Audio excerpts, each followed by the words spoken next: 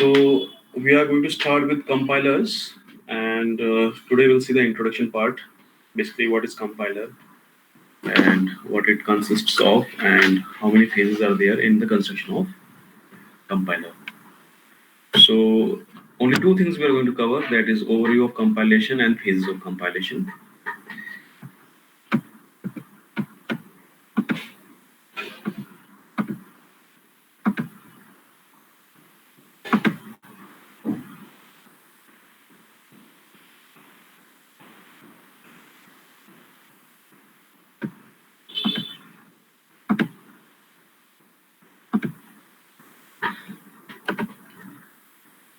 Okay, so first we'll see the overview, then we'll see the phases of compilation.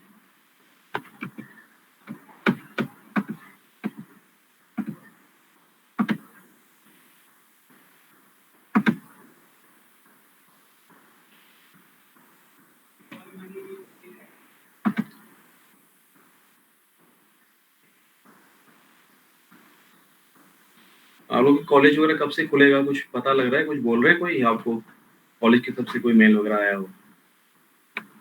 Sir अभी कुछ नहीं बताया। अच्छा, क्योंकि अभी केसेस तो बढ़ ही रहे हैं दिल्ली में, फिर से ऑल ओवर इंडिया बढ़ रहे हैं, वैसे तो दिल्ली में भी बढ़ रहे हैं फिर से।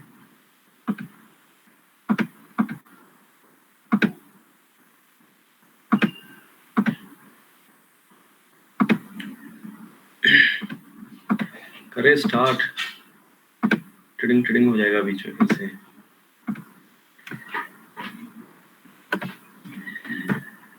Okay, so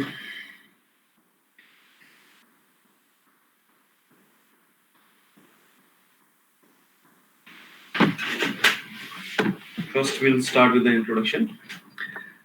Programming languages are notations for describing computations to people and to the machines. So basically we use our programming language to solve certain problems. Okay, and again those problems we solve for certain, either for the people जिसको कोई application वगैरह run करना है, कुछ भी अपना solve करना है, या फिर for the machine, it depends. Now all the software running on all the computers are written in some programming language. तो ऐसा तो है नहीं कि रैंडमली अपने आप आ गया, किसी ना किसी प्रोग्रामिंग लैंग्वेज में वो सॉफ्टवेयर लिखा होगा. So in the digital era the world depends on programming languages. Okay, so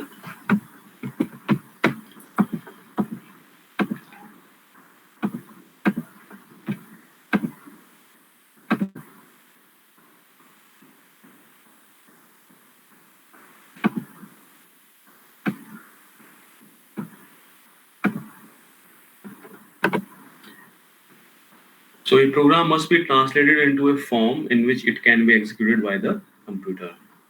So ultimately, form in the sense whatever platform we are using. Again, platform consists of operating system and then our architecture, computer architecture. So in whatever language we are writing our program, they must be translated into that particular platform so that program can be executed on that machine. Okay. So the software systems that do this translation are called compilers.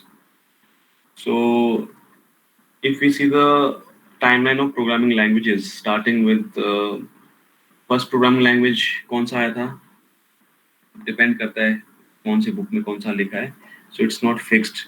वैसे अदा वगैरह बोलते हैं, ADA उसको बोलते हैं, और बहुत सारी लैंग्वेज है, बट जो थोड़े से मतलब चले हैं, जो यूज हुआ है थोड़ा, दे आर लाइक कोबोल वगैरह हो गया, आपका फॉर्ट्रैन वगैरह हो गया, बेसिक हो गया. Now these programming languages depends on the type of applications it can solve. Like कुछ में हो सकता है कि वो सिर्फ बिजनेस ओरिएंटेड के लिए हो, लाइक कोबोल था हमारा, वो सिर्फ बिजनेस ओरिएंटेड, जैसे ट्रांजैक्शन वगैरह करना है, कुछ करना है, उसके लिए यूज करते थे. Fortran is for basically scientific applications. Then basic programming language came, that was sort of general purpose programming language. ठीक है, तो उनमें भी किसी ना किसी तरह के ट्रांसलेटर्स तो थे, जिससे हम मतलब हम किसी लैंग्वेज में लिख रहे हैं तो उसका कंपाइलर, फॉर्ट्रैन का कंपाइलर या फिर आपका बेसिक का कंपाइलर या इंटरप्रेटर जो भी होता था, तो what ever form source program जिसमें भी लिख रहे हैं उसको पहले हमें ट्रांसलेट करना पड़ता था उस पर्टिकुलर मशीन में जिसमें हमें रन कराना है, ठीक है। सो उसके बाद काफ़ी डेवलपमेंट्स हुआ, तो we have seen various famous programming languages like C, C plus plus, Java, और अभी आ ही रहे हैं languages nowadays we are talking about Python है, ये है, बहुत सारी चीज़ें हैं। बट सी का अगर हम देखेंगे most of the operating systems, ठीक है, वेदर इट इज़ यूनिक्स और यूनिक्स वेरिएंट्स, और इवन इनफैक्ट विंडोज में भी सी, सी प्लस प्लस का ही है प्रोग्रामिंग लैंग्वेज यूज हुआ है उसमें, ठीक है। मतलब मैक्सिमम जो मेन मॉड्यूल्स है आपके सिस्टम प्रोग्रामिंग मेनली किस में होती है आपकी, सी, सी प्लस प्लस में होती है, ठीक है। तो उसको अगर हम जो भी प्रोग्रामिंग लैंग्वेज यूज कर रहे हैं सॉफ्टवेयर को डेवलप करने के लिए, सो उसको हम डायरेक्टली रन तो नहीं कर पाएंगे, तो उसको पहले हमें क्या करना पड़ता है, जिस भी मशीन में हमें चलाना है उसमें हमें उसको ट्रांसलेट करना पड़ता है। So most of the time हम किससे करते हैं उसको ट्रांसलेट, यूजिंग द कंपाइलर्स और other some language processors. Now all these translators, whether it is compiler, translator or assembler, these are known as language processors। इनको हम language processors भी बोलते हैं। सिस्टम सॉफ्टवेयर तो चलो ठीक है, ओवरऑल अगर हम बोलना है तो we can say system software, but और भी बहुत सारे होते हैं हमारे सिस्टम सॉफ्टवेयर, वो ट्रांसलेट नहीं करते।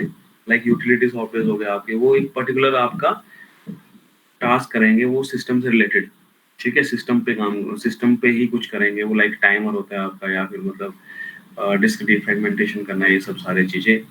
तो ये जो हम पढ़ रहे हैं आज, ये हमारे किस टाइप के सिस्टम सॉफ्टवेयर पढ़ रहे हैं, लैंग्वेज प्रोसेसर्स। वो किसी एक लैंग्वेज को प्रोसेस करते हैं एक फॉर्म से दूसरे फॉर्म में, ठीक है। So first one is the compiler. So compiler basically करता क्या है, it will read some source program, will read a program written in some programming language, mostly a high level language, ठीक है। और compiler also is a program, ये भी एक programme है हमारा। तो उसको क्या कर रहा है, एक रीड कर रहा है इनपुट सोर्स प्रोग्राम जो हाई लेवल लैंग्वेज हो सकता है, और उसके बाद वो हमें क्या कर रहा है, एक टारगेट प्रोग्राम जनरेट करके दे रहा है, ठीक है। सो दिस टारगेट प्रोग्राम आपका इंटरमीडिएट स्टेज भी हो सकता है, या फिर डायरेक्टली मशीन कोड भी हो सकता है। फाइनल जो हमारा टारगेट मशीन कोड होता है वो भी हो सकता है, okay. So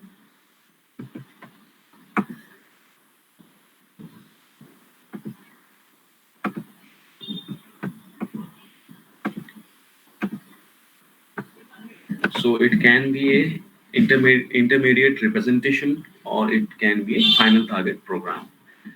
Apart from that, if certain errors occurs, so error messages भी generate करेगा, okay। So a program that can read a program in one language, जिसको हम source program बोलते हैं, are mostly high level languages, high level language program, and translates it into an equivalent program in another language. And an important role of a compiler is to report errors. So report errors, कौन से errors जो source program में रहेंगे, और ये कब पता लगेगा, जब वो ट्रांसलेट कर रहा होगा, ठीक है। सो बहुत सारी चीजें चेक होगा, आपका सिंटेक्स चेक होगा, सिमेंटिक्स चेक होगा, बहुत सारी चीजें चेक होगा। उसमें कहीं एरर आ रहा है तो फिर वो हमें रिपोर्ट करके बता देता है, ठीक है। नाउ हाई लेवल लैंग्वेजेस हमारे कुछ भी हो सकते हैं। So as already discussed that it may be C, C++, Java. So sometimes we see that certain languages are using combination of both. They can use compilers as well as interpreters. So C में तो हम सिर्फ compiler use करते हैं, C++ में हम compiler use करते हैं। In Java हम hybrid वो use कर रहे हैं एक तरह का। So it is consisting of both. It is consisting of both our interpreter as well as compiler. सो जावा में अगर हम लोग देखते हैं, वो क्या करते हैं, आपका कंपाइलेशन एंड इंटरप्रिटेशन को कंबाइन करते हैं, राइट। और होता क्या है उसमें, जावा में हमारा वो सोर्स प्रोग्राम को कंपाइल करके एक इंटरमीडिएट स्टेज या इंटरमीडिएट रिप्रेजेंटेशन या इंटरमीडिएट फॉर्म देता है हमें। सो वो हमारा फाइनल वो नहीं होता, फाइनल आपका मशीन कोड नहीं होता है, वो हमारा बाइट कोड देता है हमारे को, है ना। जावा तो पढ़ रखा है ना आप लोगों ने, ज्ञानेश, अभिनव, अश्विन, है ना। सो जावा में देखो क्या होता है हमारा, हम जावा में प्रोग्राम को पहले कंपाइल करते हैं तो फाइनल हमारा टारगेट मशीन कोड नहीं देता है हमारे को, डायरेक्टली ईएक्सई नहीं जनरेट करता है वो हमारा एक इंटरमीडिएट फॉर्म जनरेट करता है, that is byte code, right. अब वो क्या है, वो बाइट कोड को उसको फिर हम उसके बाद हम क्या करते हैं, इंटरप्रेट करते हैं वर्चुअल मशीन पे।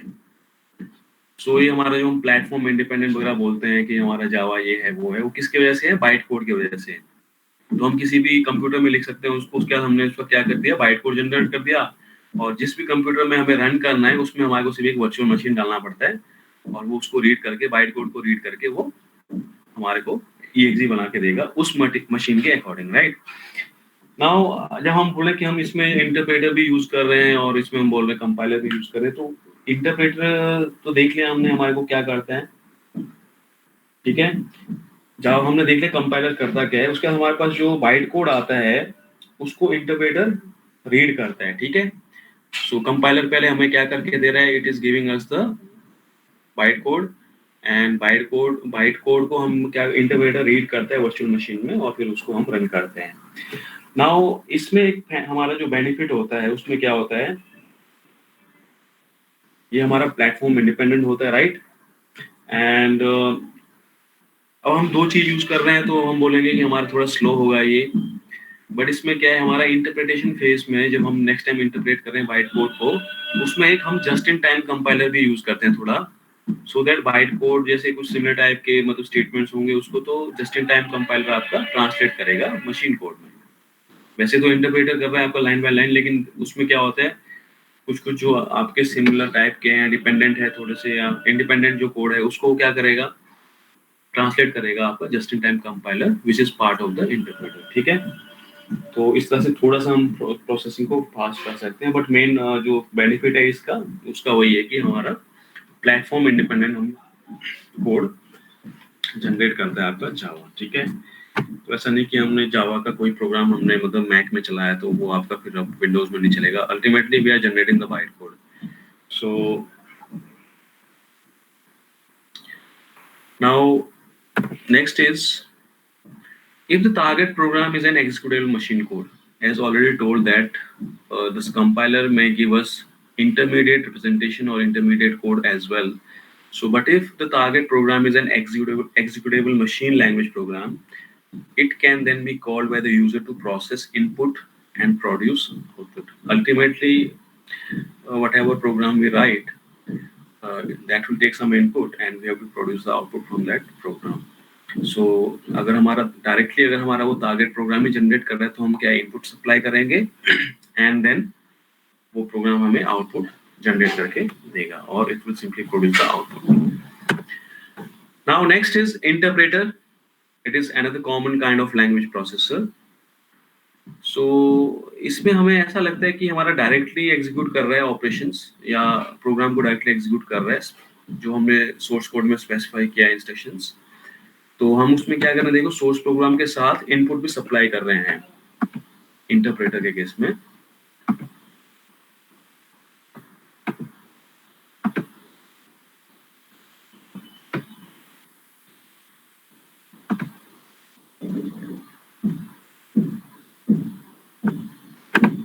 ओके, सो इंटरप्रेटर का क्या काम है, देखो यहाँ पे सोर्स प्रोग्राम को जब वो ट्रांसलेट कर रहा है तो सेम टाइम पे इनपुट भी ले रहा है। बेसिकली होता क्या है इंटरप्रेटर में, वो लाइन बाय लाइन हमारा लाइन बाय लाइन हम बोल सकते हैं या फिर स्टेटमेंट बाय स्टेटमेंट ट्रांसलेट करता है और एग्जीक्यूट करता है इंटरप्रेटर, ठीक है। नाउ अगर दोनों में डिफरेंस देखना है हमारे को, which one will be faster और which one will be error detection या एरर डायग्नोस्टिक्स में कौन सा बेटर है, तो अगर हम देखेंगे so compiler is usually faster. इसमें क्या है, आप एक वन गो में ही पूरा आपका सोर्स प्रोग्राम को ट्रांसलेट कर रहे हैं मशीन कोड में या इंटरमीडिएट स्टेज में, बट ट्रांसलेटर में आपका क्या हो रहा है, वन गो में नहीं हो रहा है आपका। ट्रांसलेटर में आई मीन इंटरप्रेटर में हम क्या कर रहे हैं, स्टेटमेंट बाय स्टेटमेंट ट्रांसलेट कर रहे हैं एंड एग्जीक्यूट कर रहे हैं। सो ये थोड़ा आपका स्लोअर हो सकता है interpreter. And in when we talk about error diagnostics, in that scenario, interpreter gives better error diagnostics than a compiler because it executes source program statement by statement. ठीक है। Now There are certain exercises which are mentioned in this section, like what is the difference between compiler and interpreter. So now you will be able to answer it. What are the advantages of a compiler over an interpreter and interpreter over a compiler? ये भी आपका एक question है. This may also come in your final exam और viva में पूछ सकते हैं. Next question is, what advantages are there to a language processing system in which the compiler produces assembly language rather than machine language? तो ये सारे questions आप लोग देख लेना. Okay.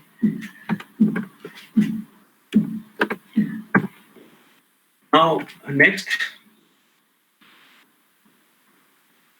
So as already seen in the or already discussed in the lecture 1 of this course, first lecture जो हुआ था उसमें हम लोगों ने डिस्कस किया था. ओके, अभी तो हम लोगों ने क्या पढ़ा, सिर्फ compiler and interpreter. So apart from these two we may have different types of systems of softwares, और जनरली वी कैन से, और अगर इसको हम और उसमें बोलना है इस क्लास के कंटेक्स्ट में, तो इसको हम लैंग्वेज प्रोसेसर्स बोलेंगे. सो लैंग्वेज प्रोसेसर्स हमारे पास कंपाइलर और असेंबलर के अलावा हमारे पास प्री प्रोसेसर है हमारे पास. We have linker, we have loader. So all these things हम लोग यूज करते हैं और इनको हम लैंग्वेज प्रोसेसिंग सिस्टम्स भी बोल सकते हैं. So in the language processing system we have a compiler, we have an interpreter, we have an assembler, we can have preprocessors, हमारे पास loader होगा, linker होगा यहाँ पे. तो यहाँ पे क्या है, हम लोगों ने ऑलरेडी पढ़ रखा है ये सब चीजें. प्रीप्रोसेसर का काम क्या है? It will read the skeletal आपका है, स्केलेटल आपका सोर्स प्रोग्राम जो हम खुद से लिखते हैं, ठीक है. उसके बाद वो कन्वर्ट करता है, प्रीप्रोसेसर सिस्टम क्या करता है, इसको कमेंट्स वगैरह रिमूव करेगा, आपका मैक्रो सब्स्टिट्यूशन वगैरह करेगा, या फिर और दूसरे जो लाइब्रेरीज वगैरह है आपके जो आपने यूज किया प्रोग्राम में, वो सब आपका इंक्लूड करके प्योर हाई लेवल लैंग्वेज देगा आपको, ठीक है.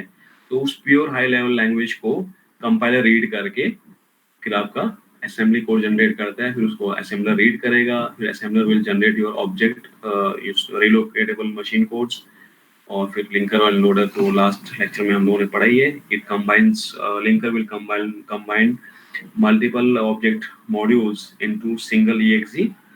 सो उसको हम रिलोकेटेबल ऑब्जेक्ट कोड भी बोलते हैं. एंड सेम टाइम पे हमारा जो लोडर है, लिंकर बेसिकली हमारा एक्सटर्नल मेमोरी एड्रेसेस को रिजॉल्व करेगा, ठीक है. और where the code in one file में refer to a location in another file, ठीक है. एंड द लोडर का काम क्या है, फाइनली EXE को मेमोरी में लोड करना और एग्जीक्यूट करना, ठीक है. सो ये सारी चीजें हमारे, हम बोल सकते हैं कि these are part of language processing system. So for example, if the question is explain the language processing systems or language processors, so in that you are going to explain all these four or five concepts. अगर आप सिर्फ compiler और interpreter पूछा है तो you can explain these two, ठीक है. Now next we'll see the structure of a compiler. Okay, so अभी तक हम लोगों ने क्या देखा कि कंपाइलर को एज एक सिंगल यूनिट और सिंगल बॉक्स की तरह देखा है, और हमने बोला कि ये आपका क्या करता है, सोर्स प्रोग्राम को रीड करेगा और हमें एक equivalent, semantically equivalent target program देगा, ठीक है. But whenever we have to study certain things in detail, तो उसको हम क्या करते हैं, थोड़ा डिकम्पोज करके पढ़ते हैं, थोड़ा मतलब सो दैट हमें डिटेल में पता लगे कि हो क्या रहा है इसमें, ठीक है. सो अगर हम इसको ब्रॉडली क्लासिफाई करें, कंपाइलर में हमारा क्या होता है, दो पार्ट होता है, analysis and synthesis. So analysis part को हम फ्रंट एंड कंपाइलर भी बोलते हैं और सिंथेसिस पार्ट को हम बैक एंड कंपाइलर भी बोलते हैं, ठीक है. सो हम देखेंगे वेरियस फेजेस ऑफ कंपाइलर और वेरियस फेजेस ऑफ कंपाइलेशन. सो उसमें लास्ट टाइम हम लोगों ने थोड़ा सा देखा था, नहीं देखा पता नहीं, लेकिन अभी हम जो लैब में जो कर रहे थे, हम क्या कर रहे हैं लैब में, जो लेक्स के प्रोग्राम कर रहे हैं मेनली, वो आपका इनपुट स्ट्रीम, आपका जो भी सीक्वेंस ऑफ कैरेक्टर्स है उसको रीड कर रहा है, और फाइनली लेक्सिम्स में कन्वर्ट करके कैरेक्टर्स को कंबाइन करता है वो लेक्सिम्स में, और लेक्सिम्स को आपका वो फाइनली टोकन्स में कन्वर्ट करके हमें देता है, ठीक है. सो वो एक फेज है. उसके बाद आपका सिंटेक्स आएगा, उसके बाद सिमेंटिक आएगा, फिर आपका इंटरमीडिएट कोड रिप्रेजेंटेशन आएगा, फिर कोड ऑप्टिमाइजेशन आएगा, then finally we generate the target code. So कुछ उसमें आपके स्टार्टिंग वाले जो फेजेस है they will be part of analysis, उसको हम फ्रंट एंड बोलते हैं, एंड लास्ट वाले जो आपके कोड ऑप्टिमाइजेशन हो गया और finally code generation, they are known as synthesis part, and these two are also referred with some other names also, or they are also known as front end compiler, and synthesis also known as back end compilers. So analysis part में basically होता क्या है? So basically it breaks up the source program into constituent pieces. So basically ये क्या है, हमारे tokens है. So आपका analysis part कर क्या रहा है, सबसे पहले source program को tokens में convert कर रहा है and impose a grammatical structure on them. उसके बाद आपका उसमें सिंटेक्स एनालाइजर आपका उसमें सिंटेक्स वगैरह चेक करेगा और इट विल जनरेट ए हमारे पास सिंटेक्स ट्री जनरेट करेगा हमारे पास, ठीक है. सो बेसिकली उसको हम क्या बोलते हैं, यहाँ पे तो हमारा लेक्सिकल एनालाइजर होगा जो टोकन्स देगा हमारे को, and then here we will have parser. So this parser will generate the tree, syntax tree. Now those grammatical structures are then used to create an intermediate representations of the source program. So again ये depend करता है, we can have multiple intermediate representations, or we can have fixed number of representations. तो variable भी करता है depending on the architecture, कहाँ use कर रहे हैं, किस program को हम कर रहे हैं, किस programming language को हम translate कर रहे हैं. So these things are not मतलब fixed कि इतना ही होना चाहिए, but ये vary करता है. So जो commonly use होता होगा हम उसको discuss करेंगे, ठीक है. Now during this phase also in the analysis part, if it detects that source program is either syntactically ill-formed, there are some syntax errors, or semantically unsound, then it must provide informative messages so the user can take corrective actions. So आपके syntax errors आ रहे हो या semantic errors आ रहे हो, तो वो उसका भी मैसेज आए, सो दैट जो भी प्रोग्राम बना रहा है उसको करेक्ट करें. Apart from these three things, main three things है, टोकन जनरेट करना, फिर आपका ट्री बनाना, सिंटेक्स ट्री बनाना, ठीक है. उसके बाद बेसिकली आपका ये सिंटेक्स ट्री बनाना, आपका सिमेंटिक एनालिसिस करना, सिमेंटिक में भी हम सिंटेक्स ट्री को यूज करते हैं, इसको भी हम इंटरमीडिएट स्टेज या इंटरमीडिएट रिप्रेजेंटेशन भी बोल सकते हैं, ठीक है. So finally, it also collects information about the source program. So जो हम लोगों ने assembler के time में देखा था, we were collecting some information and storing them in some place or in some data structure. उसको हम क्या बोल रहे थे, symbol table. So same way यहाँ पे भी आपका compilation phases के लिए भी हम एक symbol table use करते हैं, और इस symbol table में हम basically करेंगे क्या, वही variable वगैरह store करेंगे, ठीक है. उसका मतलब क्या साइज है, क्या टाइप है और स्कोप क्या है, ये सब हम इसमें स्टोर करते हैं. सो वो हम फिर क्या है आपके मतलब which is passed along with the intermediate representation to the synthesis part. सो आपके इंटरमीडिएट रिप्रेजेंटेशंस लाइक अगर मान लो हमने स्टार्टिंग से टोकन, यहाँ पे जब हम लेक्सिकल एनालाइजर यूज कर रहे हैं उसमें हम क्या करेंगे, रीड करेंगे, साथ में हमें पता लगेगा, तो सेम टाइम पे हम उसको डालते रहेंगे वहाँ पे. हमारे जब टोकन बन रहा है उसके बाद हम कहाँ करेंगे उसको, will place them in the symbol table. So जो भी सिंबल टेबल का डेटा है वो जो उसके बाद भी स्टेजेस आ रहे हैं, आपके फेजेस आ रहे हैं, वो सारे उसको यूज करते हैं टू कंस्ट्रक्ट उस स्टेज में जो भी हमें बनाना है या नेक्स्ट स्टेज के लिए जो हमें भेजना होता है, वो हमारा सारा सिंबल टेबल से ही आता है, ठीक है. नाउ सिंथेसिस पार्ट में क्या होता है, it constructs the desired target program from the intermediate representation and information is and the information in the symbol table. So आपका इंटरमीडिएट रिप्रेजेंटेशन और जो आपका सिंबल टेबल में इंफॉर्मेशन है उससे क्या करेगा, ये आपका एक फाइनली कंस्ट्रक्ट करेगा सिंथेसिस पार्ट, जो हमारा टारगेट प्रोग्राम है, desired target program. So two parts, analysis part and synthesis part. Now I have also shared in the reference, वो आप लोग देख लेना. दिस स्टैनफोर्ड वाला जो है, स्टैनफोर्ड यूनिवर्सिटी का दिस जो बुक ये हम लोग पढ़ रहे हैं, उन्हीं के लोगों में से कुछ जो वहाँ पढ़ाते हैं, उन्होंने कुछ जो पढ़ाया होगा कभी, उन्होंने बताया हमारे को क्या क्या होता है, ठीक है. तो आप लोग इसमें से भी थोड़ा थोड़ा पढ़ सकते हैं. So this is if you see the structure of modern compiler. So basically, we have our job is to read the source code and finally generate the machine code. Now, if you see, we have lexical analysis. These are different phases of compilation. And lexical analysis is there. Then syntax analysis is there. Semantic analysis is there. Intermediate representation is there. या इसको हम intermediate code generation भी बोलेंगे. So this part constitutes our front end part. जहाँ पे भी हम analysis कर रहे हैं तो ये हमारा होगा एनालिसिस पार्ट. ठीक है, एनालिसिस पार्ट हम इसको बोलेंगे. And this part is our synthesis part. Finally जब हम उसको कोड वगैरह जनरेट कर रहे हैं, ऑप्टिमाइज वगैरह कर रहे हैं, तो ये हमारा होगा synthesis part. So overall if you see, वैसे तो इंटरमीडिएट रिप्रेजेंटेशंस बहुत सारे हो सकते हैं, बट हम क्या करते हैं, इसको एक फिक्स कर देंगे कि हाँ एक इंटरमीडिएट हमने बोला कि ये हमारा है. तो रफली we will have approx 6 or 7 stages in our compilation. So throughout the course we are going to study all these things. हमारा lexical analysis क्या है, इस पे लग जाएगा 5-6 दिन. Then we'll see the syntax analysis, semantic analysis, फिर code optimization. ये हमारा course है. ठीक है. So अभी हम देखेंगे example में इसमें, और we'll come back to this slide also. Now compilation process, it operates as a sequence of phases.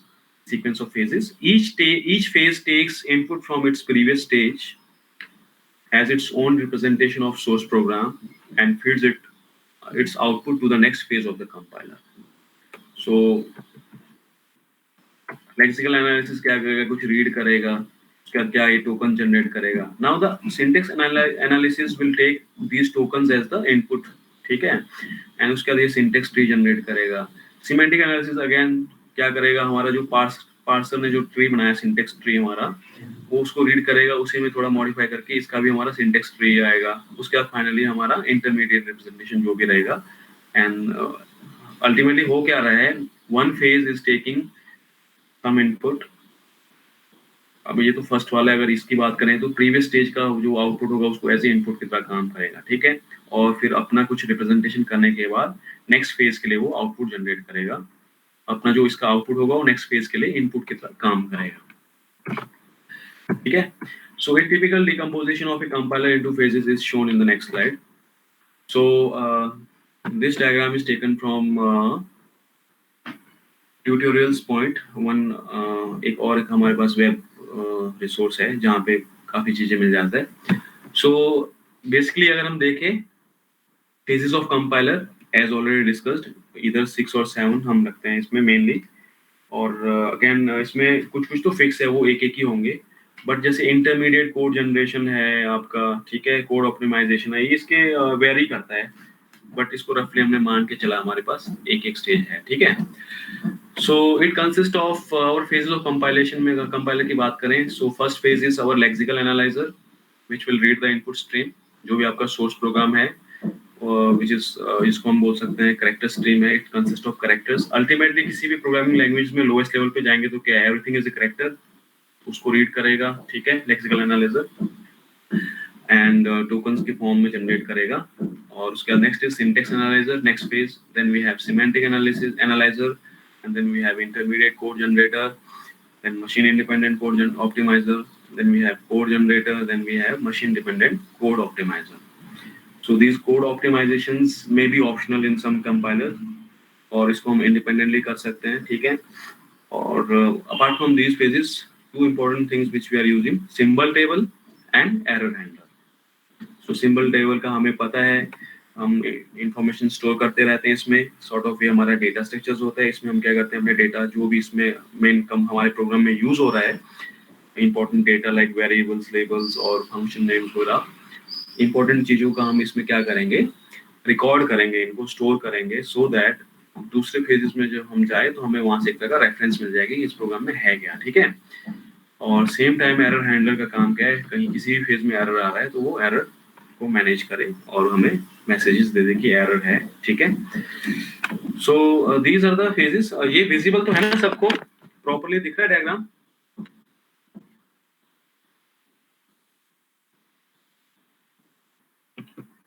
अरे रामायण समझ नहीं आ रहा है,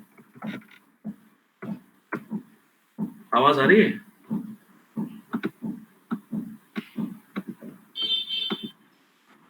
कोई बोल ही नहीं रहा है, मतलब ऑन करके सो तो नहीं गए हो?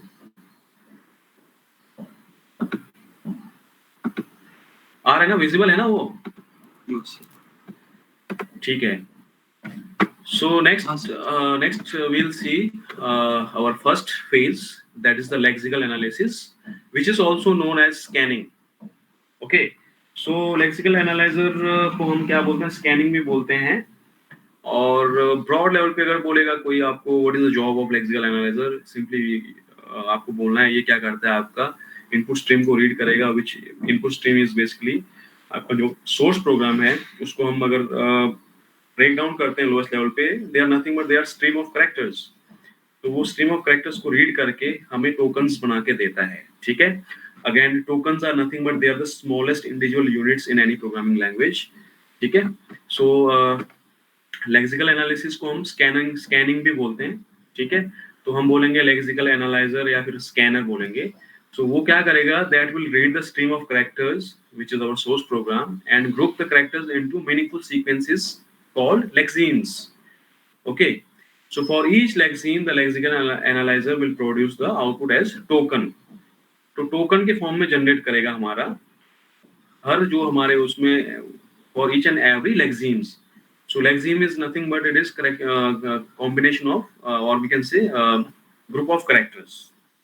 So like हमारे पास अल्फाबेट्स है, तो उसको जब हम कंबाइन करते हैं हमारे वर्ड्स बनते हैं. तो सेम वे यहाँ पे भी इस लैंग्वेज में हमारा ऐसे ही करेगा. सोर्स कोड में जो भी हमारे पास, पहले तो हम कैरेक्टर्स के फॉर्म में देखेंगे. Every individual thing is a character in the source code. उसको जब हम देखते हैं कि हमने लिखा इंट प्रिंट है, तो कंबाइन करेगा, वो लेक्सीम्स बोलेंगे उसको. और उसको जब हम लेक्सिकल एनालाइजर क्या करेगा, उन लेक्सीम्स को for each lexeme it will generate the token. Now this token will consist of two parts, token name and attribute value. So token name and attribute value की बात करेंगे तो token name हमारा क्या होगा? एक abstract symbol है ये हमारा. ठीक है. So abstract symbol in the sense हम जैसे identifier वो use हो रहा है, वो कोई operator है, तो वो हो सकता है आपका abstract symbol. And attribute value क्या है? बेसिकली हमारा अगर हमारा आइडेंटिफायर है तो उसका कौन सा मतलब सीक्वेंस है, कौन सा नंबर है अपने स्टेटमेंट में. ठीक है. या प्रोग्राम में कौन सा नंबर है, like first identifier, second identifier, third identifier. या फिर एट्रीब्यूट वैल्यू है, तो अगर कुछ ऑपरेटर है तो ऑपरेटर को तो हम फॉर द टाइमिंग अज्यूम करके चल रहे हैं कि टोकन नेम हम वही दे देंगे ऑपरेटर का. लेट्स से असाइनमेंट है तो असाइन दे दिया हमने, या असाइन ऑपरेटर ही दिखा दिया टोकन में. अगर हमारे पास प्लस है तो हम उसको प्लस ही दिखा देंगे. सो उनके लिए एट्रीब्यूट वैल्यू कुछ नहीं रहेगा. तो उसमें उस केस में ऑपरेटर्स के केस में सिंपली हमारा यहाँ पे क्या आएगा? एट्रीब्यूट टोकन नेम ही आएगा सिर्फ. ठीक है. सो अभी हम देखेंगे क्या होता है इसमें. And tokens are then passed on to the next phase, that is the syntax analysis. So first phase का काम सिंपली यही है, आपके कैरेक्टर स्ट्रीम को रीड करके वो लेक्सीम्स में मतलब जो आपका कैरेक्टर्स को रीड करके वो क्या करता है? ग्रुपिंग करता है उनका, जिसको हम बोलते हैं लेक्सीम्स. और फाइनल लेक्सीम्स को टोकन में प्रोड्यूस करता है एज द आउटपुट. और उसके दो पार्ट्स हैं हमारे टोकन्स के, token name and attribute value. So और फिर जो टोकन बन गया वो नेक्स्ट फेज के लिए, that is the syntax analyser, उसके लिए इनपुट कितना काम करेगा. ठीक है. नाउ इसमें हमने बोला कि हमारा टोकन वगैरह बन रहा है, उसकी कुछ वैल्यू है, तो ये इन्फॉर्मेशन हम कहाँ स्टोर कर रहे हैं? ये हम सिंबल टेबल में स्टोर करेंगे. जो भी लाइक आइडेंटिफायर आएंगे या ऑपरेटर्स वगैरह होगा, तो क्या क्या स्टोर करते हैं, क्या क्या नहीं स्टोर करेंगे. अभी के लिए हम बोल रहे हैं कि हम कुछ इन्फॉर्मेशन स्टोर करते हैं लाइक आइडेंटिफायर्स. और आइडेंटिफायर्स मतलब variable names, function names, array names. ठीक है. वो कहाँ पे आ रहा है, कौन सी लाइन पे आ रहा है, उसका सीक्वेंस क्या है, ये सब करेंगे. बट एक सिंबल टेबल का अलग से चैप्टर है, वो आप पढ़ सकते हो, देखेंगे उसमें प्रॉपर्ली क्या होगा. ठीक है. So please see the example in translation phase .jpg. सो एक क्योंकि बड़ा सा था काफी, तो उसको पीपीटी में डालना मुश्किल था, इसको मैं अलग से लिख रहा हूँ यहाँ पे. ठीक है. सो इफ पॉसिबल आप लोग भी इसको, मतलब इसको तो मैं शेयर कर लूंगा पीपीटी के साथ. बट नाउ सपोज विजिबल है, थोड़ा सा दिख रहा है सबको? ब्लर सा है, दिख रहा है ना ये? दिख रहा है. So assume that our stream of characters is this. One statement we are using here, position equals initial plus rate into 60. ठीक है. ये हमने क्या किया, एक हमारा स्टेटमेंट हमने ऐसे इनपुट दिया. Ultimately program is consisting of statements. Right. Program हमारे पास, प्रोग्राम में होते क्या है, बहुत सारे ग्रुप ऑफ मतलब सीक्वेंस ऑफ हमारे पास स्टेटमेंट्स ही होते हैं ना प्रोग्राम। तो अब सारे एक पूरे प्रोग्राम को अभी नहीं बता रहे हैं, अभी सिर्फ हम एक स्टेटमेंट उठा के बता रहे हैं। Suppose we have this instruction और this statement in our program. So जब हम पहले इसको हम क्या मान के चलेंगे, स्ट्रीम ऑफ कैरेक्टर्स, तो हम क्या बोलेंगे, वन बाय वन रीड करते हैं ना आपका लेक्सिकल एनालाइजर। तो पहले पी को रीड करेगा, ओ को रीड करेगा, एस को रीड करेगा, आई को रीड करेगा, ऐसे जैसे यहाँ पे स्पेस आएगा तो उसको क्या करेगा, लेक्सिम में कन्वर्ट करेगा। और लेक्सिम में फाइनली हमारे पास क्या बनते हैं, टोकन्स बनते हैं। ठीक है। So lexical analyzer, that is our first phase. Lexical analyzer will simply read these stream of characters, then it will convert it into tokens. So tokens किस फॉर्म में, as यहाँ पे मैं बता रहा हूँ आपको, token name and attribute value. ठीक है। So token name and attribute value होगा आपके टोकन्स में। So if you see here token name, for example this is identifier. First जहाँ पे जो पोजीशन आ रहा है हमारा, एक तरह का वेरिएबल ही होगा ये, राइट। सो ये हमारा क्या है, आइडेंटिफायर है, इसका पोजीशन कौन सा है, फर्स्ट। एट्रीब्यूट वैल्यू में इसका हम सिंपली पोजीशन बता रहे हैं कि कौन से नंबर पे आ रहा है हमारा वो। ठीक है। Next is also A token, लेकिन ये ऑपरेटर है तो इसमें हमने सिर्फ इसका सिंबॉलिक रिप्रेजेंटेशन ही दे दिया इसका, या मतलब हमने इसको क्या बोल दिया, इसका हमने एब्स्ट्रैक्ट सिंबल दे दिया इसको। भाई असाइनमेंट है तो असाइनमेंट, इसमें कोई एट्रीब्यूट वैल्यू नहीं रहेगा। असाइनमेंट को हमने सिंपली असाइनमेंट में लिख दिया यहाँ पे। Next initial, again it is an identifier, कौन सा नंबर पे आया, 2।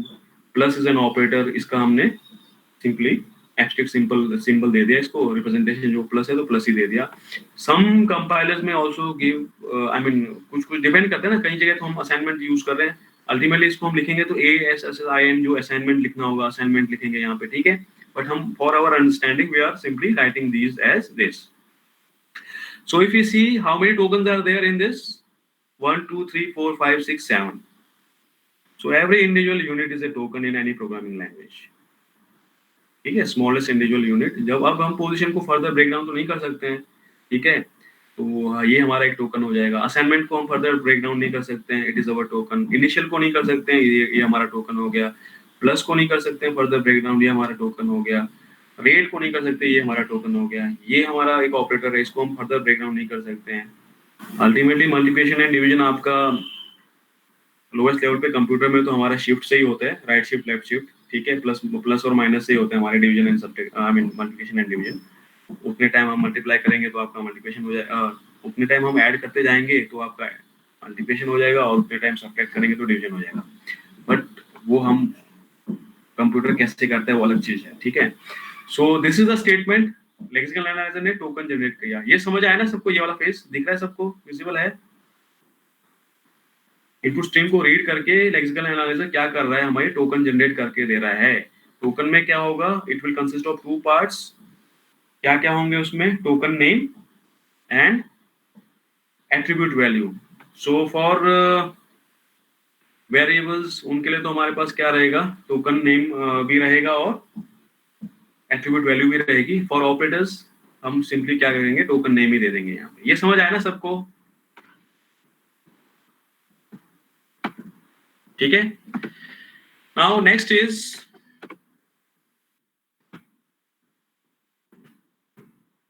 Syntax analysis. सिंटेक्स एनालिसिस को हम पार्सिंग भी बोलते हैं। द पार्सर, और फिर क्या करेगा, द सिंटेक्स एनालिसिस का हमारा जो पार्सर होगा वो क्या करेगा, uses tokens to produce, I mean uses tokens produced by the lexical analysis to create syntax tree. Now syntax tree हमारा क्या है, एक इंटरमीडिएट रिप्रेजेंटेशन है, वो हमारे को जो डिस्प्ले करेगा, वो विच जो डिपिक्ट करेगा हमारे को the grammatical structure of the token stream. So now whenever I'll be writing this IR, it will mean intermediate representation. So हर जगह मैंने IR लिखा होगा, इसका मतलब क्या है, intermediate representation. So again our source हमारा ये है और हम ये टारगेट जनरेट करना है हमारे को। तो ये बीच में जो भी आएगा मैक्सिमम चीजें इंटरमीडिएट रिप्रेजेंटेशन ही आपकी 1 2 3 4, ठीक है। फाइनली कोड ऑप्टिमाइजेशन और जनरेशन अलग चीज है। उसके अलावा ये सारे हमारे इंटरमीडिएट रिप्रेजेंटेशंस ही है, सिंटेक्स एनालाइजर, सिमेंटिक एनालाइजर, ठीक है। तो क्या कर रहा है, आपका टोकन्स को रीड करके सिंटेक्स ट्री जनरेट करेगा या क्रिएट करेगा। So that is an intermediate representation that depicts the grammatical structure of the token stream. अब हम बोल रहे हैं ग्रामेटिकल स्ट्रक्चर्स, इसका मतलब क्या है, हमारा जो हमने यूज किया स्टेटमेंट में ऑपरेशंस डिफाइन किया है वो किस सीक्वेंस में आएगा। सो ठीक है, so basically it is the ordering of the operations, किस ऑर्डर में ऑपरेशंस होंगे आपके। So in syntax tree each interior node, तो यार इंटीरियर नोड को हम, जैसे हम डेटा स्ट्रक्चर में पढ़ा था, उसको हम क्या बोलते हैं, इंटरनल नोड भी बोलते हैं, या जिसको हम ब्रांच नोड भी बोल सकते हैं, मतलब जिसके हमारे चिल्ड्रन हो सकते हैं, जिसके हमारे चाइल्ड हो सकते हैं। ठीक है, so syntax tree, in syntax tree each interior node represents an operation. So यहीं से पता लग रहा है हमारा जो भी हमने देखा था, असाइनमेंट ऑपरेटर था, प्लस था, मल्टीप्लिकेशन था, वो सारे हमारे इंटीरियर नोड में आ जाएंगे। जो भी ट्री बनेगा उसके इंटीरियर नोड बोलो या इंटरनल नोड बोलो, and the children of the node represents the arguments of the operation. तो जो भी आपके उसमें आइडेंटिफायर्स है, या मतलब ऑपरेंड्स जो है आपके इंस्ट्रक्शन में, स्टेटमेंट में जो भी आपके वेरिएबल्स है, वो आपके क्या आएंगे, वेरिएबल्स या कांस्टेंट जो भी वैल्यू यूज हो रही है उसमें, वो आपके बनेंगे चिल्ड्रन नोड। और जिसको हम बोलते हैं टर्मिनल नोड भी बोलते हैं, या लीफ नोड्स जो आप लोगों ने पढ़ा होगा, जिसपे चाइल्ड नहीं हो सकते हैं। ठीक है, लास्ट नोड जो होंगे आपके, आउटर नोड भी बोलेंगे हम, लीफ नोड भी बोलेंगे, टर्मिनल नोड भी बोलते हैं हम डेटा सेट्स में। बट फॉर द, या यहाँ पे आप सिंपली बोल सकते हो इंटीरियर नोड और children of the node. So children of node, अभी अज्यूम कर रहे हैं आप लोग बच्चे हो, अभी शादी नहीं हुई आपकी, आपके बच्चे नहीं हैं अभी, ठीक है, so just assume like that. So in the syntax tree, each interior node represents an operation, and the children of the node represents the arguments of the operation. So interior node will represent your operation, mostly operators जो होंगे आपके, assignment operator होगा, plus होगा, multiplication division जो भी operation कर रहे हैं, and children node आपके represent करेंगे आपके identifiers, या फिर आपके जो आप इसमें कोई constant वगैरह use कर रहे हो तो, ठीक है। So our instruction consists of operator and operands.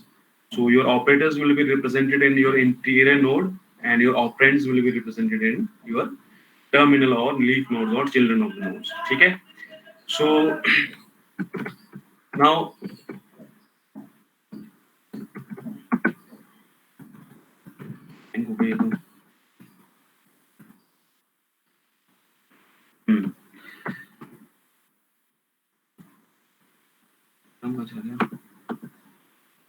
okay.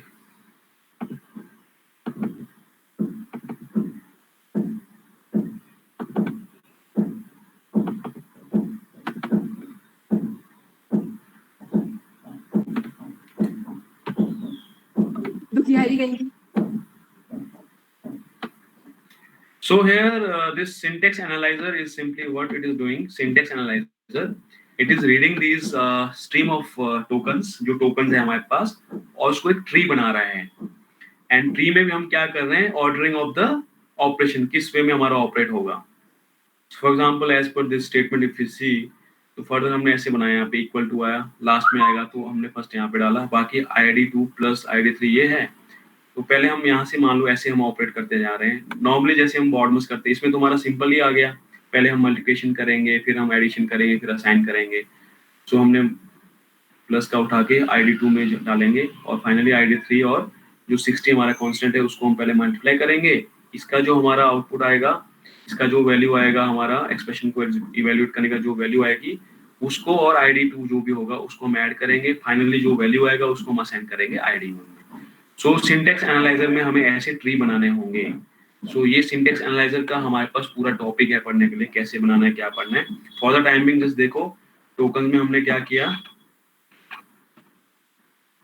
अभी तक हमने ये पढ़ा है फिलहाल, ठीक है, हम लोगों ने क्या पढ़ा अभी तक, ये।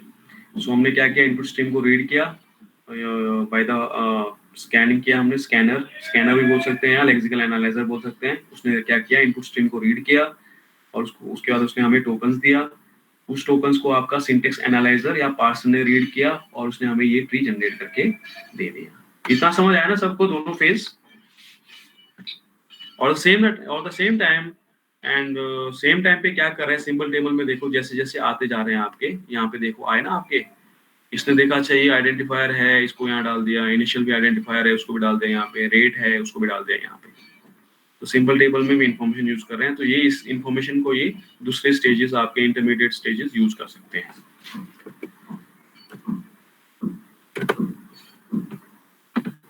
ठीक है, Now next is semantic analysis. Semantic analysis क्या करेगा? The semantic analyzer uses the syntax tree and the information in the syntax table and information in the symbol table to check the source program for semantic consistency with the language definition. So here semantic consistency means अगर हम कोई भी language define कर रहे हैं तो उसमें हमारे को पता है कि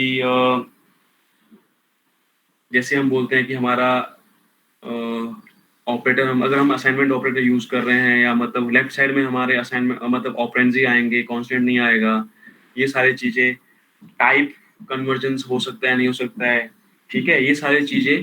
सो लैंग्वेज का डेफिनेशन क्या है कि हमारा एक रूल होता है लैंग्वेज में, हम ऐसे लिखेंगे, फॉर लूप है तो इसका सिंटेक्स ये है, ठीक है, तो वो प्रॉपर आ रहा है नहीं आ रहा है वो देखेगा, ठीक है.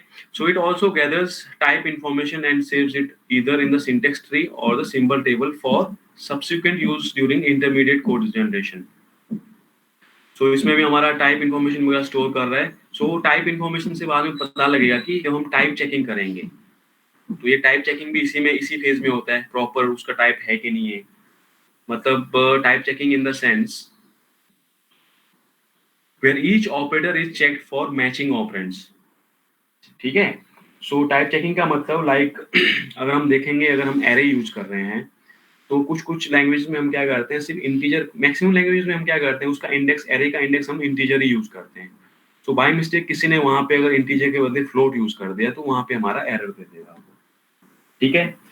सेम वे जब हम कोई अर्थमेटिक ऑपरेशन करेंगे, वेदर बाइनरी अर्थमेटिक की बात करते हैं, सो लेट्स से हम ऐड कर रहे हैं, सबट्रैक्ट कर रहे हैं, तो वहां पेयर ऑफ इंट्स या पेयर ऑफ फ्लोट्स में करेंगे. मतलब नॉर्मली आप लोगों ने देखा होगा हम टाइप कास्ट वगैरह कर रहे हैं वहां पे, है ना.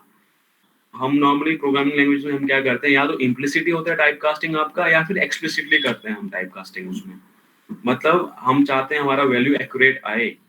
फॉर एग्जांपल एक इंट है, एक फ्लोट है, मोस्ट ऑफ द टाइम हम क्या करते हैं, इंट को भी हम फ्लोट में कन्वर्ट कर देते हैं सो दैट आपका एक्यूरेसी आए आपके रिजल्ट्स में, ठीक है. अदरवाइज आपका ट्रंकेट कर जाता है कुछ चीजों में. वो टाइप चेकिंग वगैरह भी इसी में होता है आपका, ठीक है. सो वो देखेगा कि हमारा मतलब प्रॉपर वो मेंशन है कि टाइप मैच हो रहा है कि नहीं हो रहा है, मतलब where each operator is checked for matching operands. मतलब अगर आपका प्लस यूज कर रहे हैं, एक वाला इंटीजर है तो दूसरा भी इंटीजर ही है, या मतलब आपने जो आइडेंटिफायर डिफाइन किया इंटीजर, तो वो अगर आप कांस्टेंट आपका वहाँ फ्लोट दे रहे हो तो उसको इंट में कन्वर्ट कर देगा. और अगर आपने वहाँ पे फ्लोट आपने डिफाइन किया आपके आइडेंटिफायर्स या वेरिएबल्स को फ्लोट, और आप अपने उसमें आप इंटीजर दे रहे हो अर्थमेटिक ऑपरेशन में, तो वो उसको इंटीजर को फ्लोट में कन्वर्ट कर देगा. तो ये सारी चीजें आपकी हो रही है सिमेंटिक एनालाइजर में, ठीक है. So for this we'll also see again this diagram, जो हमारा डायग्राम है. सो मान लो क्या हुआ, हमारा ये ट्री जनरेट हुआ. अब ये तो जनरेट कर दिया था टोकन के बाद इसने, अब इसमें टाइप चेकिंग वगैरह करेगा आपका सिमेंटिक एनालाइजर और देखेगा वो आपका सिमेंटिक कंसिस्टेंसी है कि नहीं है. सो अगर हम एडिशन करें तो एडिशन हो रहा है कि नहीं हो रहा है ये सब, और यहाँ पे तो ठीक है, ठीक है, एक असाइनमेंट हो रहा है, ठीक है, यहाँ पे एडिशन हो रहा है, ठीक है, आपका मल्टीप्लिकेशन भी हो रहा है.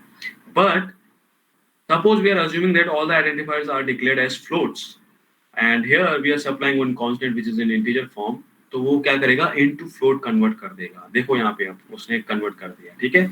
सो टाइप चेकिंग वगैरह कर दिया इसमें यहाँ पे और उसको कन्वर्ट कर दिया एप्रोप्रिएट ऑर्डरिंग में, या भी बोल सकते हैं हम उसको, जिस वे में इसको चाहिए था फॉर द सिमेंटिक कंसिस्टेंसी. उसने क्या कर दिया, जो इंटीजर था उसको भी फ्लोट में कन्वर्ट कर दिया.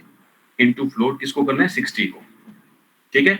सो ये हमारा देखो फेज यहाँ पे थोड़ा सा इसमें मॉडिफाई कर दिया इसमें. Now next is intermediate code generation. So during the compilation process, a compiler may construct one or more intermediate representations which can have variety of forms. So यहाँ तक तो हमें होंगे ही होंगे, आपका लेक्सिकल एनालाइजर होगा ही होगा, सिंटेक्स एनालाइजर होगा ही होगा, सिमेंटिक एनालाइजर होगा ही होगा. अब इंटरमीडिएट कोड जनरेशन ये सब हमारे पास डिपेंड करता है, बहुत सारे हो सकते हैं, ठीक है. मतलब मल्टीपल स्टेजेस में कर दिया उसको, एक बार में कुछ कर दिया थोड़ा सा, उसमें फिर दूसरा कर दिया, डिफरेंट फॉर्म्स में जनरेट कर रहे हैं. तो फॉर द टाइमिंग हम एक ही अज्यूम करके चल रहे हैं. Syntax trees are a form of intermediate representation. जो हम लोगों ने सिंटेक्स ट्रीज यूज किए सिंटेक्स एनालाइजर में भी और आई मीन सिंटेक्स एनालाइजर ने जो हमें दिया सिंटेक्स ट्री, और सिमेंटिक एनालाइजर ने जो हमें सिंटेक्स ट्री दिया अपडेट करके थोड़ा सा, वो भी एक तरह के हमारे इंटरमीडिएट रिप्रेजेंटेशंस है, ठीक है, and commonly used during the syntax and semantic analysis. After syntax and semantic analysis, many compilers generate an explicit low-level or machine-like intermediate representation. So ये जो हम बोल रहे हैं intermediate code generator, इसका काम क्या है? वो एक आपके एक abstract machine के लिए आपका वो एक low level या machine-like level आपका एक code generate करके दे देगा, ठीक है? So as we can see here there, यहाँ पे देख सकते हैं हम, we can see here intermediate code generator, इसका काम क्या है, वो जनरेट करेगा। सो आपका या तो वो फिर आपका मतलब एग्जैक्टली मशीन तो नहीं होगा वो, मतलब मशीन लाइक, सो थोड़ा सा एब्स्ट्रैक्शन होगा उसमें, मतलब 0 1s नहीं होंगे, थोड़े से निमोनिक्स यूज हुए होंगे उसमें, ठीक है। Now this IR should be easy to produce and easy to translate into the target machine. तो ऐसा होना चाहिए कि जो आपका टारगेट का इंस्ट्रक्शन सेट है उससे सिमिलर होने चाहिए, लाइक उसमें हम अब हर आर्किटेक्चर के इंस्ट्रक्शन सेट होते हैं हमारे, है ना। इंटेल आप 386 यूज कर रहे हो, चाहे आप Pentium 4 यूज कर रहे हो, कुछ भी यूज कर रहे हो आप, अभी जो भी है 64 बिट वगैरह यूज जो भी कर रहे हो आप, उनके जो आर्किटेक्चर्स होंगे उसके जो रजिस्टर्स होंगे, एड्रेसिंग मोड्स वगैरह जो यूज हो रहा होगा उसमें, तो ऑलमोस्ट वैसा सिमिलर होना चाहिए आपका, मतलब जो भी इंटरमीडिएट रिप्रेजेंटेशन है that should be easy to produce and easy to translate into our final target machine code, ठीक है। सो intermediate representation का अगर हम देखें यहाँ पे, if we have a diagram here something, so here we can see that एक तरह का आप लोगों का इसने ऐसे जनरेट करके दे दिया हमारे को, ठीक है। सो अब ये हमारा डिपेंड करता है इंटरमीडिएट कोड जनरेशन भी हम कैसे यूज कर रहे हैं। सो आप लोगों ने 3 बाइट एड्रेसिंग, 2 बाइट एड्रेसिंग वगैरह देखा है, या 3 कोड एड्रेस कोड देखा है आपने, 4 कोड एड्रेस, 2 कोड एड्रेस। तो सपोज हम यूज कर रहे हैं 3 कोड एड्रेस, ठीक है। सो 3 कोड एड्रेस का मतलब ये रहेगा आपका, आपके हर स्टेटमेंट में मिनिमम 3 आपके आइडेंटिफायर्स या आपके 3 ऑपरेंड्स रहेंगे, ठीक है। तो मान लो हम वैसा कुछ यूज कर रहे हैं, अभी हम इसको इंटरमीडिएट कोड जनरेशन वाला जब टॉपिक पढ़ेंगे वहां पे भी देखेंगे। तो फॉर एग्जांपल हम वो सिस्टम यूज कर रहे हैं जिसमें हमारा 3 एड्रेस कोड जनरेट कराना है, ठीक है, 3 एड्रेस कोड जनरेट कराना है। लेकिन हमारा जो इंटरमीडिएट कोड जनरेटर क्या है, इसने क्या करके दिया हमारे को, ये जनरेट करके दे दिया। तो इसमें कुछ तो 3 एड्रेस कोड है, यहाँ पे 3 identifiers are there, 3 operands are there, लेकिन कुछ में नहीं है 3 आइडेंटिफायर्स, ठीक है। तो उसको क्या काम, उसको क्या करेगा, कोड ऑप्टिमाइजर फाइनली ऑप्टिमाइज करके दे देगा। So if you see here in the code optimisation, ये इसको रीड करके फाइनली 3 एड्रेस कोड में कन्वर्ट करके दे रहा है। तो 3 एड्रेस इन द सेंस 3 आपके यहाँ पे ऑपरेंड्स है यहाँ पे, ठीक है। तो कोड जनरेटर आपका हो गया, intermediate code generator, and finally code optimisation. The machine independent code optimization phase attempts to improve the intermediate code so that better target code will be the result.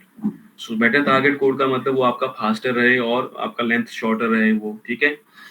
And a simple intermediate code generation algorithm followed by code optimization is reasonable way to generate good target code. So ये दो phase जो आपके है, जो intermediate code generator and आपका जो code optimiser है, वो आपके इम्पोर्टेंट स्टेप्स है। और इसमें अगर हम डिपेंड करते हैं कौन सा एल्गोरिथम यूज कर रहे हैं, तो जितना एफिशिएंट एल्गोरिथम यूज करेंगे हम, उतना अच्छा आपका टारगेट कोड जनरेट होगा, ठीक है। सो इसका मतलब क्या है, आपका एफिशिएंट टारगेट कोड का मतलब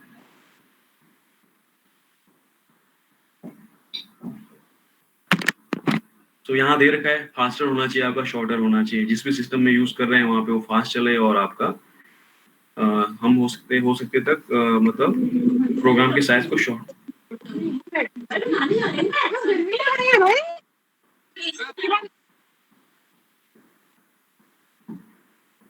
किसकी मम्मी चिल्ला रही है भाई, किसकी बहन चिल्ला रही है?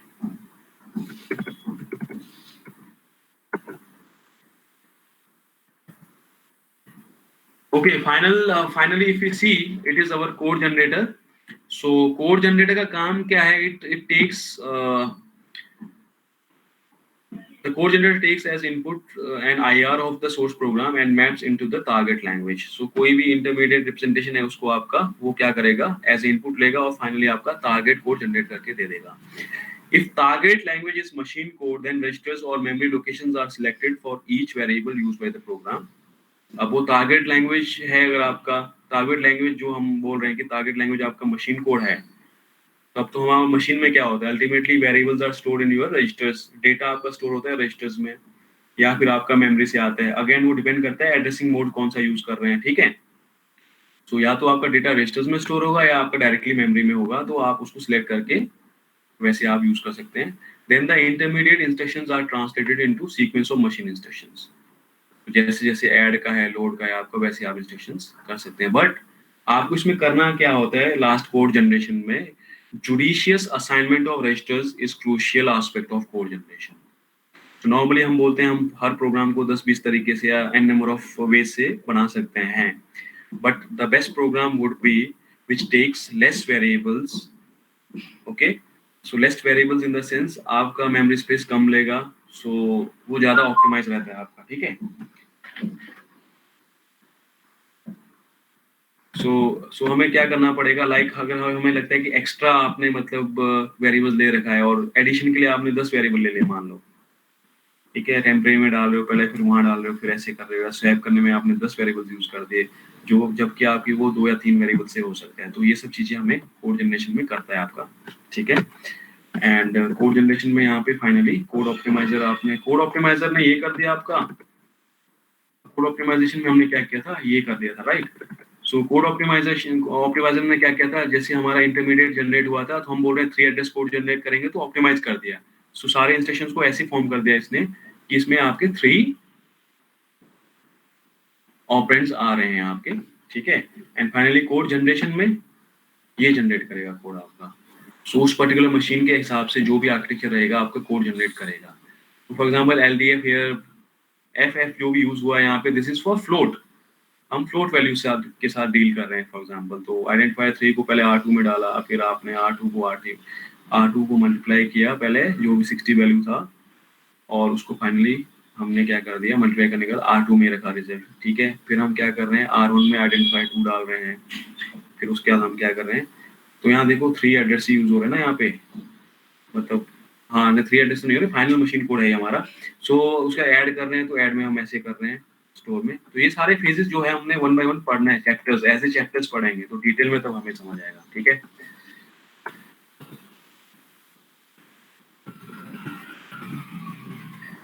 तो कोड जनरेशन के बाद नेक्स्ट फेज आता है आपका, तो कोड जनरेशन हो गया, तो टारगेट कोड जनरेट हो गया, next is our symbol table. So symbol table हमने बहुत सारे टाइम से पढ़ रखा है, पहले हमने असेंबलर में पढ़ा, उससे पहले भी देखा था हम लोगों ने, जब फर्स्ट चैप्टर पढ़ा था उसमें भी। सो बेसिकली कुछ नहीं करता ये आपका, it records the variable names used in the source program and collects information about their attributes. So variable names का क्या हो सकता है, कितना स्टोरेज ले रहा है आपका, लोकेशन कहाँ स्टोर हुआ है वो, क्या टाइप है उसका, स्कोप क्या है वेरिएबल्स का। अगर हम फंक्शन की बात करेंगे तो number and types of arguments, कितने नंबर्स है आर्गुमेंट्स के और क्या टाइप है आर्गुमेंट्स का फंक्शन के कॉल में, सिग्नेचर में। अब हम फंक्शन को पास बाय वैल्यू कर रहे हैं या पास बाय रेफरेंस कर रहे हैं, क्या रिटर्न टाइप रहेगा उसका, फंक्शन क्या वैल्यू रिटर्न करने वाला है। तो ये सारी चीजें हम स्टोर करते हैं सिंबल टेबल में, ठीक है। And it should be designed such that the store and retrieve operations are quick. So again ये हमारा एक डेटा स्ट्रक्चर है, and our job is to make sure that it is efficient and effective. So हम ऐसा कुछ क्या भी algorithm use करें कि आपका जो सिंबल टेबल में से अगर हमें डेटा रीड करना है, उसमें स्टोर करना है, उसमें ऐड करना है, उसमें डिलीट करना है मान लो, तो हम क्या क्या ऐसा टेक्निक्स यूज करें तो हमारा ऑर्डर ऑफ, मतलब जो भी आपका टाइम कॉम्प्लेक्सिटी रहेगा वो आपका बेस्ट रहे। तो बेस्ट के लिए मतलब बेस्ट केस क्या रहता है आपका, जो कांस्टेंट टाइम में सर्च करके दे दे, अगर कांस्टेंट टाइम में भी नहीं है एटलीस्ट log n में तो दे दे आपका, ठीक है, ऑर्डर ऑफ log n में तो दे दे। तो उसके लिए हम क्या क्या यूज कर सकते हैं, हैश वगैरह यूज कर सकते हैं हम लोग, वी कैन यूज ट्रीज। तो हम लोगों ने हैश फंक्शन देखा था, हैश फंक्शन में भी कुछ डुप्लीकेट का कुछ बताया था एक लेक्चर में, हम लोगों ने डिस्कस किया था, है ना। तो उसको कैसे हम रिजॉल्व कर सकते हैं, ऐसे कौन से हम स्ट्रेटेजीज यूज कर सकते हैं सो दैट हमारा जो हैश फंक्शन में जो कोलिजन हो रहा है वो कीज का, उसको हम अवॉइड कर सके। अगर हम ट्रीज भी यूज कर रहे हैं तो ट्रीज में अगर हम ऐसा क्या करें कि ऑर्डर ऑफ log n आए आपका, अगर हम बाइनरी ट्री यूज कर रहे हैं, बाइनरी सर्च ट्री, अगर वो स्क्यूड बनता है आपका, इधर लेफ्ट स्क्यूड और राइट स्क्यूड, तो आपका पर्पज ही आपका सॉल्व नहीं होता। आपको चाहिए था ऑर्डर ऑफ लॉग एन, और वो आपका ऑर्डर ऑफ एन दे देगा आपका। अगर आपका आपका ट्री एक ही साइड चला गया, लेफ्ट या राइट में ही, तो आपका वो, अगर हम एन नंबर ऑफ नोड्स है उसमें हो, तो रीड करने के लिए आपको एन टाइम ही लगेगा उसमें, ठीक है। सो हम हाइट बैलेंसिंग वगैरह यूज करते थे उसमें, एबीएल ट्रीज वगैरह हम लोगों ने थोड़ा सा देखा था। सो वो सब चीजें हमें देखना पड़ता है, सो दैट सिंपल टेबल में से अब हम कंपाइलर ऑप्टिमाइजेशन एक अलग से टॉपिक पढ़ाया जाता है आपका एडवांस लेवल पे। अभी हम कंपाइलर डिजाइन या मतलब सिस्टम सॉफ्टवेयर पढ़ रहे हैं बेसिक लेवल पे, अंडर ग्रेजुएट लेवल पे। जब आप आगे मास्टर्स करोगे, पीएचडी करोगे, तो अगर कोई कंपाइलर्स में काम कर रहा है तो compiler optimisation is one separate topic, one separate course.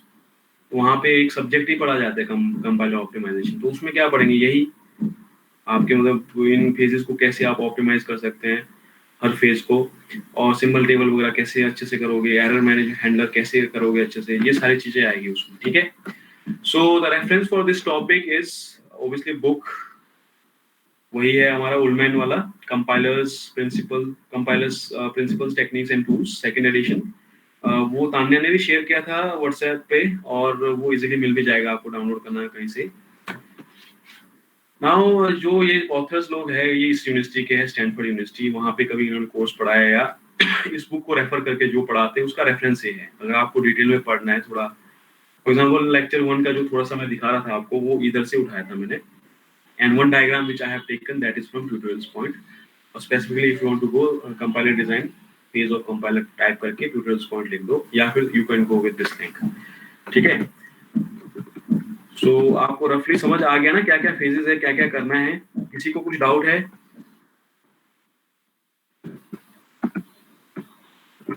Anesh, Abhinav, Ashwin? Yes sir. क्या सिलेबस का भी 2 यूनिट्स कंप्लीट? आज हमारे 2 यूनिट्स कंप्लीट हो गए, नेक्स्ट 3 यूनिट्स है। 3 यूनिट्स थोड़े लंबे लंबे चलेंगे। So 2 units we have completed, और हमारे पास कितने यूनिट्स है और? Okay, we have lexical analysis है हमारा, पार्सिंग है, intermediate representation, store code optimisation.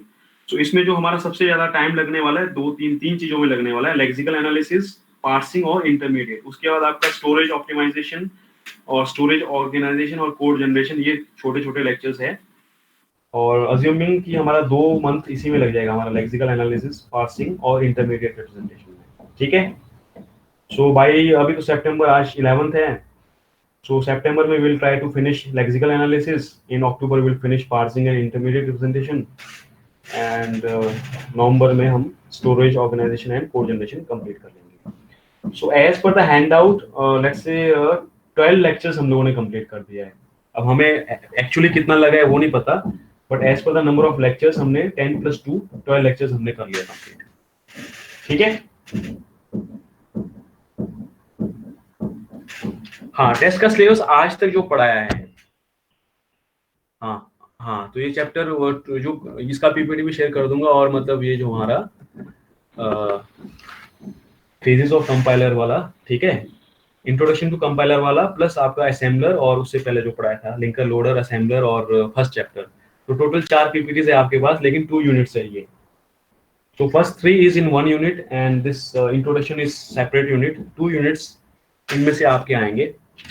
So एक बार आप लोग ये देख लो, फॉर एग्जांपल जो पीपीटी उठाया उसमें कैसे दे रखा है इन्होंने, लाइक लेक्सिकल एनालिसिस में क्या कर रहा है, ये कन्वर्ट कर रहा है टोकन में। इस वे में भी हम दिखा सकते हैं, all are token here, while is a token, your left parenthesis is a token, y is a token identifier है, less than is a token operator, less than operator is a token, one by one इन्होंने ऐसे करके दिखाया है tokens को।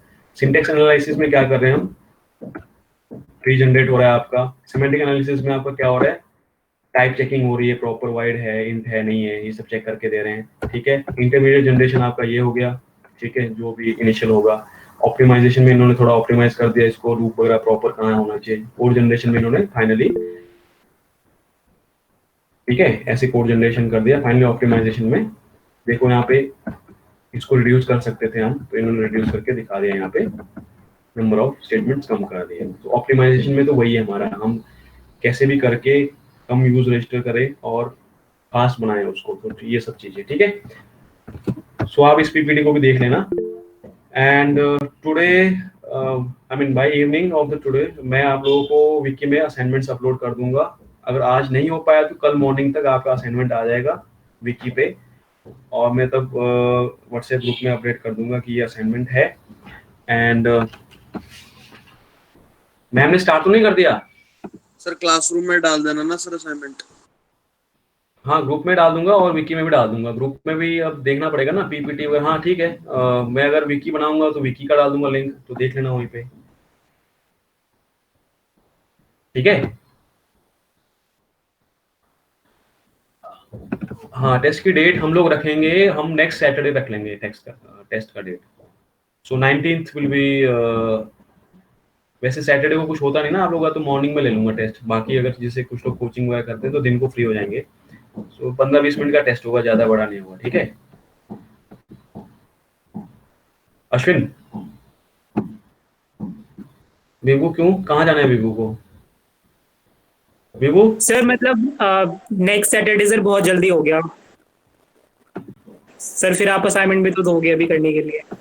अरे तो वही असाइनमेंट करोगे तो उसी में से तो आएगा आपका। असाइनमेंट बनाओगे, प्रॉपर्ली पढ़ोगे तो वही तो क्वेश्चन आएंगे आपके असाइनमेंट से related type. Sir next week और भी टेस्ट है सर। हाँ मैं ही मतलब कॉम्प्रोमाइज करूँ हर बार, है ना। क्लास में मैं ना लूँ, टेस्ट में ना लूँ मैं, तो लास्ट में फिर मतलब हालत खराब हो जाएगा हमारा ही। Okay make it. अरे तब तक कहीं मान लो मेरा प्रोडक्ट लॉन्च हो गया इन केस, तब तक तो मैं बिजी हो जाऊंगा फिर। I am about to launch one product ना फिर। Sir, congratulations in advance. Sir क्या लॉन्च कर रहे हो सर? अरे तो प्रोडक्ट अपना प्रोडक्ट होता है, आउटकम जो हो रहा है हमारा, मतलब वो प्रोडक्ट ही तो हो गया। तो प्रोडक्ट लॉन्च हो गया मान लो तब तक, तो फिर तो डिले हो जाएगा हर चीज। तो चलो ठीक है, ज़्यादा से ज़्यादा हम क्या करते हैं, वी अज्यूम दैट हमारा जो टेस्ट होगा वो 19th को नहीं हुआ तो इधर ऑन 21st और 23, ठीक है विभू? हाँ सर ठीक है। ठीक है, ये 20th से लेके 26 तक वाले में हम ले लेंगे। टेंटेटिवली मान के चलो 21। सर 23 को तो है टेस्ट हमारा। कौन सा टेस्ट है? अच्छा भाई अब तो मैं पीछे नहीं हटूंगा, मैं इनसे पहले ले लूंगा। 21 को रख लो भाई, मेरे को सबसे लास्ट में डाल रहे हो यार, मतलब पहले 19 को नहीं, फिर 23 को भी नहीं, तो मैं कहाँ जाऊँ, मतलब अक्टूबर में चला सर ये जाऊँ? तो पहले से शेड्यूल हो गया ना सर, अब आपको हाँ आगे ही तो करना पड़ेगा सर। हाँ मैंने इन बिटवीन कर लिया शेड्यूल। 21st रख दो आप पेपर का। वैसे भी अरे हमारा सर आफ्टरनून सर आप खुद मंडे देखो ना सर, अगर आप बच्चे होते तो सर आपको कितना भी पढ़ना पड़ता है इस हफ्ते। मैं तो जब सर कॉलेज अगर में जब मैं मैं कॉलेज टीचर में था होता ना मैं तो दिन आगे ही में। रखता सर। अरे तुम कहाँ टीचर बनोगे यार, तुम तो बड़े आदमी बनने वाले हो। हाँ टीचर तो हम जैसे लोग बनते भाई, टीचर आप अरे न अरे बनोगे। अरे अरे अरे सर तो 21 को, 23, 24 को थर्सडे हमारा उस दिन कुछ रहता है? थर्सडे को तो कुछ नहीं रहता। No sir, no sir, no sir. चलो ठीक Friday है को ही है। चलो ठीक है 25 रख लो, लेकिन देख लो अगर कुछ दिक्कत हो गया तो फिर डिले हो जाएगा मान, ठीक है। 25 सर 25। जी sir. 25th is final, Nishu ma'am का क्लास स्टार्ट होने वाला है, ठीक है। और ये पीपीटी वगैरह पढ़ लेना, Okay, sir, असाइनमेंट में thank you. अपलोड कर लूंगा। बस 1 मिनट मुझे अटेंडेंस लेने दो, उसके बाद फिर आप लोग क्लास में चले जाना। तो रेफरेंस बुक, चलो ई बुक तो है ना सबके पास? ई बुक है सबके पास?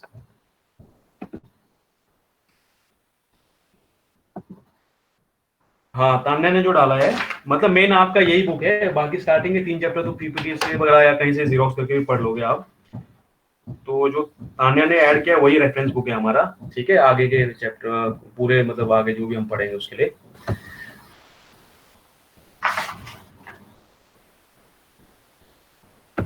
ई बुक में हैंडआउट मैंने विकी में डाला है यार, आप लोग मतलब हर चीज, मतलब चलो ठीक है मैं बता दूंगा एक बार।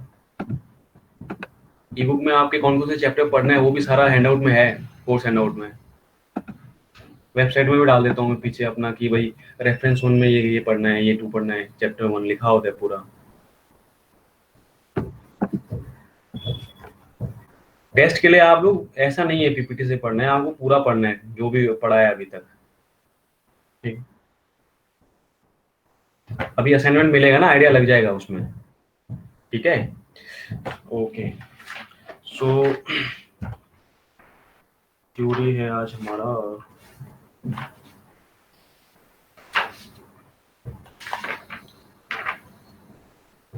इज 11। एक 9/11 हुआ था, यही वाला है क्या 9/11? ये कहाँ हुआ था 9/11? मुंबई? अच्छा, वो तो दूसरा वाला है ना। वर्ल्ड ट्रेड सेंटर जो हुआ था न्यूयॉर्क। हाँ, उस समय मैं मुंबई में था भाई, मैं तब जब वो बॉम्ब ब्लास्ट हो रहा मैं था। खुद मुंबई में था सर। तुम भी मुंबई में थे? कहाँ पे रहते थे वहाँ पे? सर जहाँ पे वो हुआ था, क्या कहते हैं, कितना दूर था, 2 किलोमीटर दूर था ना हम, जब वो ब्लास्ट हुए थे वहाँ पे। या हॉस्पिटल में थे, घाटकोपर में सर। घाटकोपर में? हाँ 2 किलोमीटर दूरी तो था वहाँ से। बच गए यार, दो सही बात है। अरे सही में पुलिस वाले बहुत थे उधर। चलो चलो ठीक है, बच गए, अच्छी बात है। घाटकोपर में पहुंच जाते हैं वो, नहीं तो। ओके अभिनव, यस सर। अश्विन, आज तो अजय शर्मा भी है हमारे पास। अजय, सर हमेशा रहते हैं सर हम तो। बीच बीच में नहीं आ रहे हो भाई, ऐसा नहीं है। अजय शर्मा आओ, रेगुलर आओ। Alok, yes sir. आपका तीसरा लेक्चर है, ठीक है। Aman, yes sir.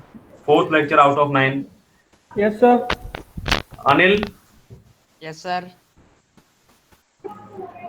Anshika, present sir. Arvind, sir. Ashwin का हो गया है। Bhumi, yes sir. Chirag, sir. Dayashankar, yes sir. Gyanesh. Yes sir.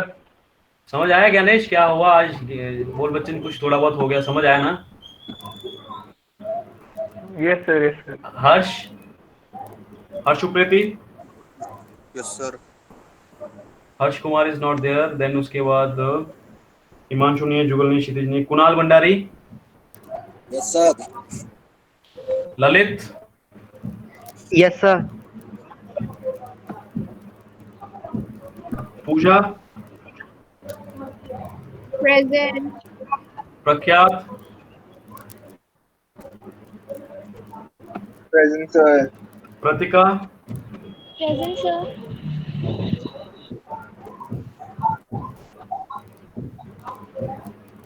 एक सेकेंड आप लोग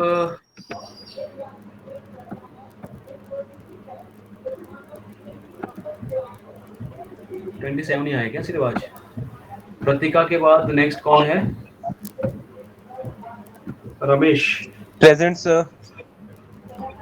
Sachin, present sir. Santosh, present sir.